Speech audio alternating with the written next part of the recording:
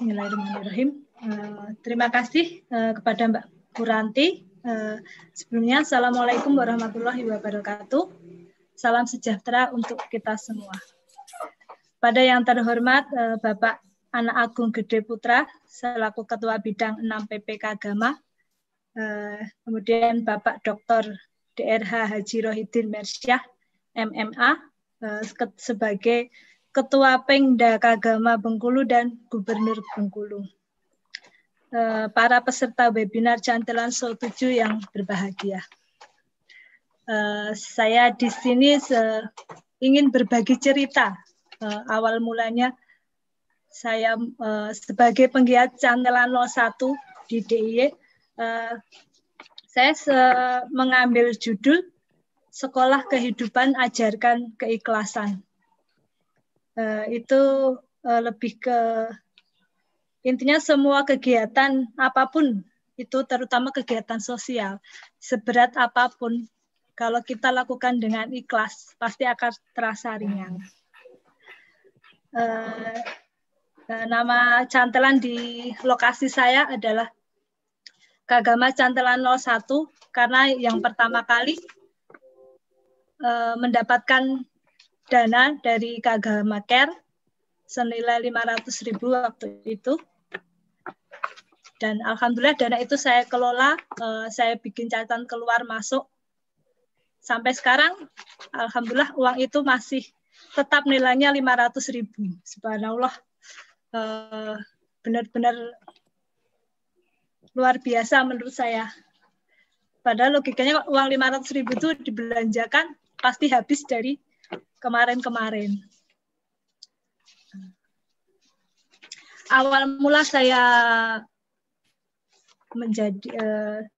mengenal Cantelan dari sering melihat postingan status Bu Adi di WA. Kebetulan saya dan Bu Adi itu rumahnya dekat, cuma beda dusun, beda desa, tapi saya mengenal Ibu Adi karena anak saya kebetulan sekolah di tempat penitipan anak miliknya Bu Adi, yaitu Tunas Mulia. Jadi saya mengenal Ibu dari situ, saya sebagai wali murid, Bu Adi sebagai ownernya TPA Tunas Mulia. Saya waktu itu komen status Bu Adi, Bu itu di depan rumah jenengan ya itu. Iya, saya pengen bikin tapi gimana ya Bu caranya gitu. Ya dicoba aja dulu gitu. Tapi ya besok aku belum mantep gitu. Nah setelah beberapa hari Bu Adi ngabarin saya, Mbak ini ada dana senilai 500.000 dari Kagama Care. Kalau jenengan mau nanti bisa untuk modal Cantelan. Waktu itu saya merasa antara seneng tapi juga bingung. Senangnya karena apa yang saya inginkan, yang saya harapkan tuh mendapatkan jalan melalui Kagama Care.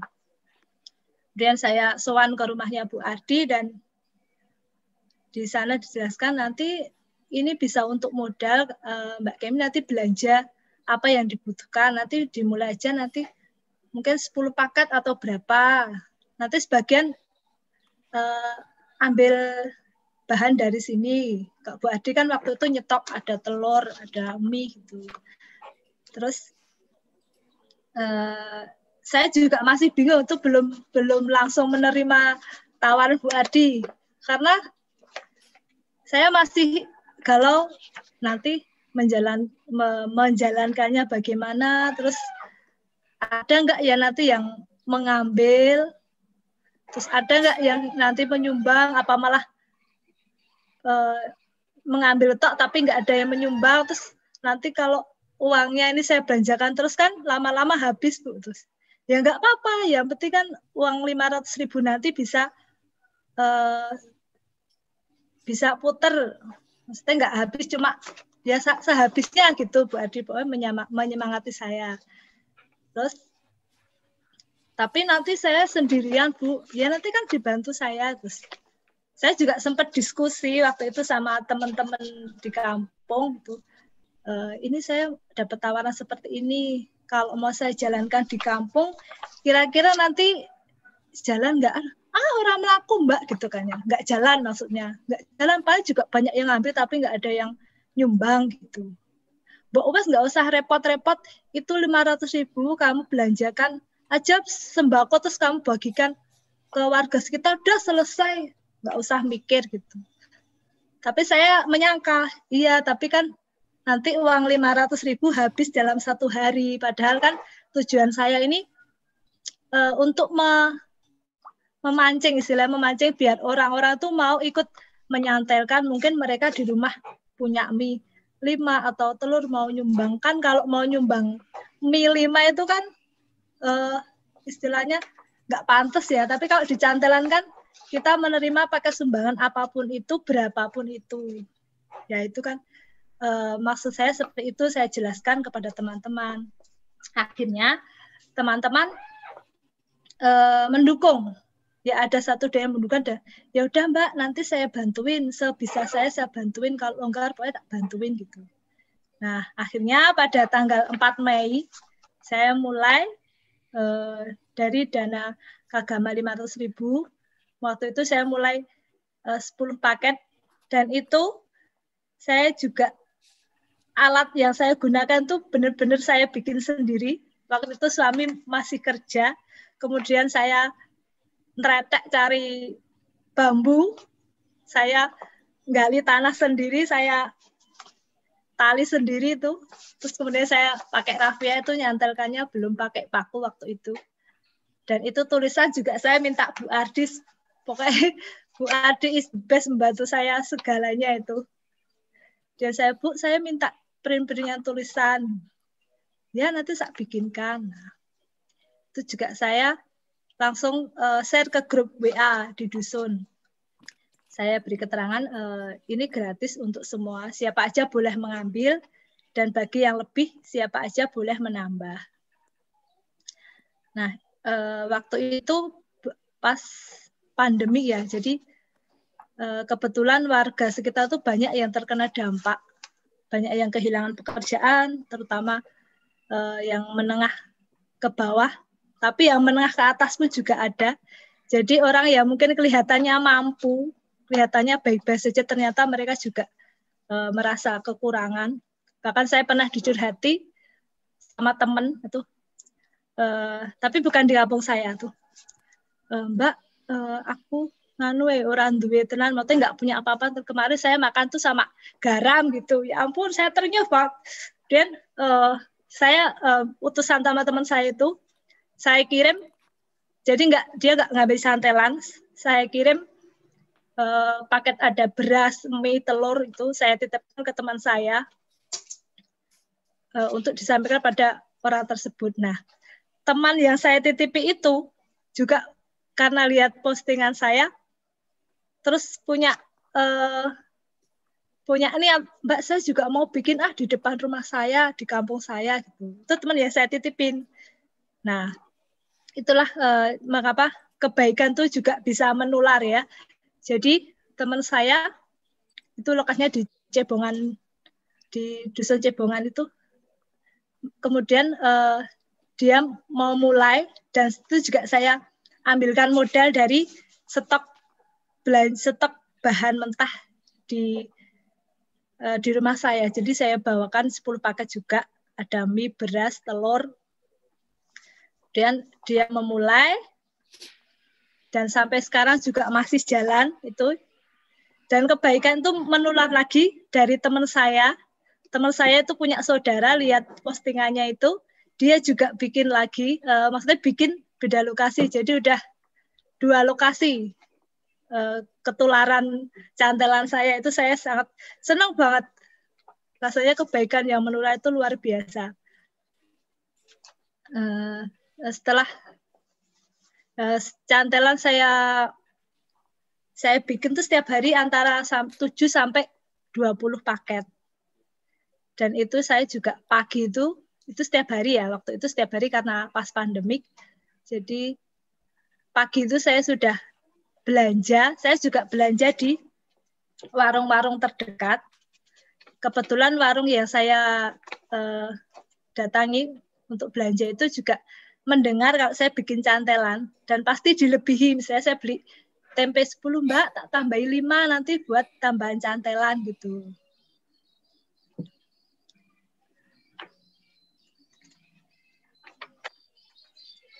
Untuk isi cantelan saya lebih ke biasanya bahan mentah atau segar ya, sayur, kemudian tempe, tahu, masakan matang juga ada, itu donatur dari warga sekitar. Alhamdulillah waktu pertama kali saya nyantelkan itu juga sudah dapat apresiasi, sudah ada yang mengirim tempe 10 waktu itu, Nuno dicentelkan. Semacam-macam, ada yang ngirim telur asin, terus alat mandi dan cuci, baju, masker. Bu, Mbak, kalau mau nitip cantelan baju bekas pakai yang masih pantas boleh nggak boleh? Dan kebetulan saya cantelkan juga banyak yang minat.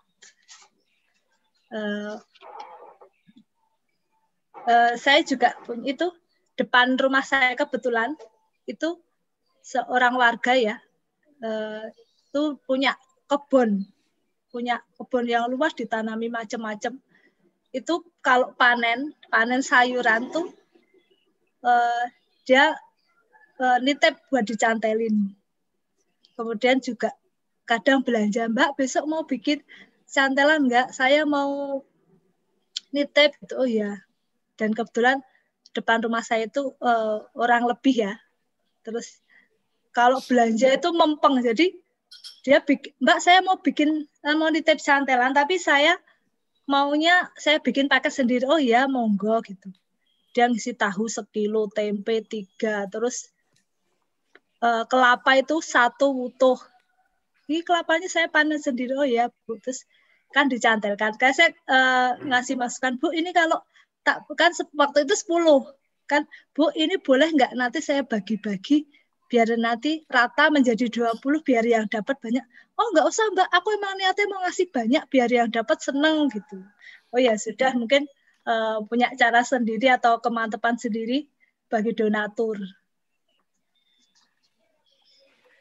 Saya juga donatur saya mendapatkannya dari yang waktu itu pertama Kagamaker ya 500.000. Selebihnya ada mahasiswa dan alumni UGM. Waktu itu ada juga yang tiba-tiba datang, sebelumnya WA, maksudnya Mbak lokasinya di mana, saya mau nganter baju bekas pakai, sekalian tambah sedikit sembako waktu itu. Kemudian ada juga tetangga dan saudara, tetangga sekitar, biasanya juga apa yang mereka punya. Jadi misalnya panen gori lah itu, terus nganter itu, ada juga kelapa, terus macam-macam. Bahkan ada yang itu bunga jantung pisang itu, Mbak saya mau nitip ini itu. Malah banyak yang minat soalnya kan jarang. Saya juga dapat donatur dari teman-teman jaringan senam. Biasanya mereka, karena saya setiap hari posting di WA waktu itu, jadi saya besok aku ya mau nitip beras tapi cuma sedikit. Kadang mereka nggak bilang, tahu-tahu udah dicantelin di depan rumah saya, di pintu atau di jemuran baju. Dan karena saya aktif sebagai kader kesehatan, jadi saya sering berinteraksi dengan petugas Puskesmas ya waktu itu. Dan kebetulan mereka juga sering menyimak, dan mereka juga bahkan waktu itu sirkuleran petugas Puskesmas itu, Puskesmas Melati 2 waktu itu, kemudian memberikan sembako dan diantar ke rumah saya. Dan terakhir kemarin juga belum lama, 2 hari yang lalu, barusan transfer uang untuk dana cantelan katanya. Dan saya sangat, padahal yang dapat uang itu kan bukan saya ya, tapi kok saya senang banget, bahagia banget. Ada juga cerita dari konsumen waktu itu kan, saya juga nyambi jualan online, jadi yang belanja itu misalnya habis 20.000, ngasihnya 100.000, katanya sisanya nanti buat dana cantelan gitu. Saya juga sering posting di Facebook, jadi teman-teman di Facebook tahu. Kemudian ada yang nggak kenal pun, tapi berinisiatif untuk membantu.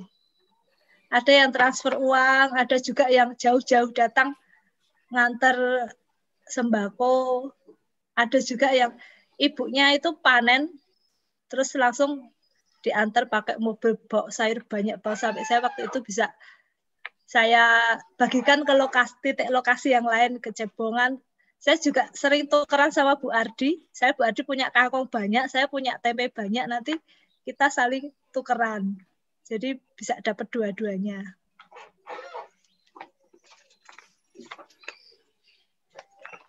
Untuk pengambil cantelan di Cantelan 01 depan rumah saya itu rata-rata warga sekitar.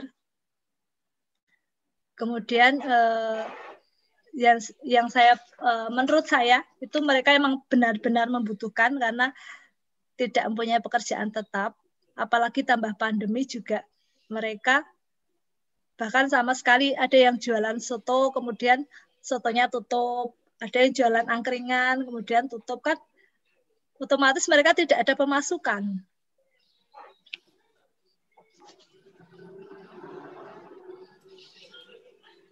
Waktu itu saya juga dapat bantuan mie samyang ya, itu 5 karton waktu itu, banyak banget. Kemudian saya mix sama sembako yang lain. Dan ada teman-teman tuh yang kepengen, tapi kalau mau ngambil kan malu. Mbak, saya tuh pengen minyak, tapi aku kan malu kalau mau ngambil cantelan, soalnya saya merasa mampu. Nek minyak saya beli boleh enggak? Gitu. Saya kan, maaf ini tidak saya jual belikan. Ya tapi kan nanti uang juga bisa buat beli telur atau apa gitu. Atau ya, saya soalnya ini anaknya kepengen banget. Saya belikan telur nanti tak tuker sama mie ya, pas saya belikan mie tak tuker mie-nya ya itu gitu. Ya udah saya akhirnya malu saja. Ada yang beli mie yang jumlahnya lebih banyak, kemudian ditukar dengan mie yang waktu itu dapat sumbangan. Kemarin juga baju-baju yang saya cantelkan itu benar-benar masih layak karena kebetulan ada juga teman saya yang ibunya itu jualan baju, tapi baju yang nggak laku, atau udah lama itu kan disimpan di gudang. Kemudian kemarin dititipkan saya untuk dicantelkan, jadi masih baru, benar-benar masih ada labelnya itu. Dan saya juga pasang bajunya itu pakai hanger kan. Itu kalau ya nggak tahu, mereka ambil bajunya, hangernya juga di bawah, jadi saya tombok hanger. Kemarin juga terus waktu yang sehari selanjutnya saya infokan, maaf ya Bu, kalau ngambil bajunya saja, nanti hangernya mau saya pakai lagi. Waktu itu juga ada juga yang pesen cantelan tuh melalui WA. Jadi kalau ya story saya, Mbak aku dingengei ya, soalnya aku jauh nanti mau ke situ udah habis gitu. Ya udah nanti tak bikinkan lagi, aku biasa seperti itu. Ada juga simbah-simbah yang nggak kuat jalan tuh, biasanya saya titipkan ke sebelahnya yang sesama ngambil cantelan atau kepada anaknya. Itu simbah nggak bisa jalan tapi mau ambil cantelan, ya udah saya titipkan. Jadi saya tidak membatasi harus mengambil sendiri. Ya cuma saya kasih peraturan maksudnya ambil satu saja. Tapi ada juga yang ngambilnya itu lebih. Jadi anaknya ngambil, nanti ibunya ngambil.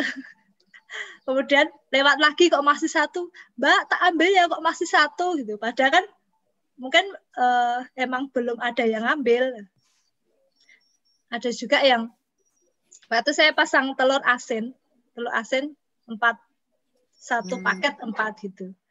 Ada anak-anak kepengen dia ngambil. Saya juga tidak membatasi, silahkan selama itu merasa membutuhkan dan bermanfaat. Tapi sampai rumah, saya di WA sama ibu Mbak, minta maaf ya tadi anakku ngambil. Enggak apa-apa gitu. Enggak, aku enggak enak ya, saya mampu beli. Udah nanti tak ganti ya. Dan ibu tadi mengantar beras gula waktu itu berapa kilo. Ya jelas lebih dari apa yang diambil. Suka dukanya bikin sebagai penggiat cantelan banyak ya. Yang jelas saya tuh waktu senang bisa berbagi apa yang saya miliki. Bahkan saya jadi perantara pun saya merasa bahagia, merasa bangga bisa bermanfaat di tengah pandemi. Berbagi kalau waktu lebih itu biasa, tapi pada saat kita juga terbatas, berbagi itu luar biasa. Karena waktu pandemi saya juga terkena dampak ya, karena tidak boleh kumpul-kumpul, jadi saya juga senamnya tidak laku, nggak ngajar senam 3 bulan waktu itu. Saya juga tidak ada pemasukan, tapi alhamdulillah suami masih tetap bekerja dan maksudnya menurut saya tidak terlalu seperti yang lainnya rasakan gitu. Saya juga tambah teman, tambah saudara yang nggak kenal jadi kenal di Facebook. Kemudian ada juga teman-teman yang membantu, yang teman sesama kader. Bahagia juga kebaikan saya menular. Lihat cantelan saya, mereka juga bikin lokasi cantelan di tempat lain. Kemudian yang jelas kita belajar untuk ikhlas. Karena saat memulai pun saya juga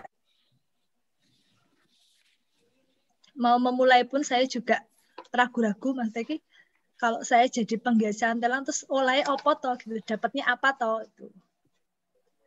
itu juga. Terus tapi saya juga didukung sama suami. Intinya suami selama saya melakukan hal yang baik pasti selalu didukung.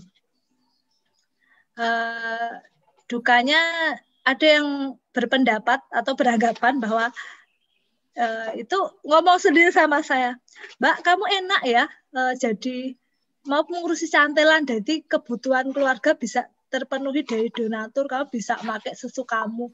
Padahal saya tidak ikut pakai, maksudnya saya cuma menyalurkan gitu. Bahkan saya kadang kalau kurang pun saya mengambil apa yang saya punya. Misalnya ada yang nyumbang beras 10 paket, padahal saya mau bikin 12 ya. Kemudian saya tambahkan punya saya. Apa yang saya punya yang lebih, misalnya teh, kayak saya kan nggak pernah minum teh ya. Padahal saya punya teh stok banyak itu, ya udah saya masukkan ke paket cantelan.